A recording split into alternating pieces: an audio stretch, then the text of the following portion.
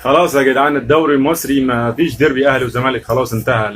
بعد صعود زد والجونه والبلديه، الله يكون في عون البلديه والانديه الجماهيريه.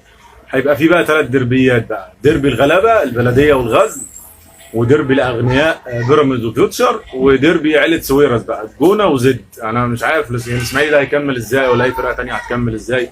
خلاص كده دخلت التماسيح ديت. الكرة خلاص يا جدعان بقت فلوس وبس، فاهمني؟ الله يكون في عون الجماهير صراحة.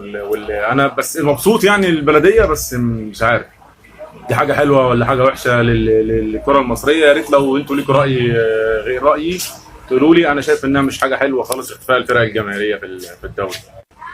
طبعا بقى النادي الاهلي ما يشغلوش الكلام ده، احنا في مكان تاني يا باشا. معاك فلوس ما معاكش فلوس تشقلب، انها كده كده الدنيا خلصانه. انا بتكلم على الفرق التانيه صراحه.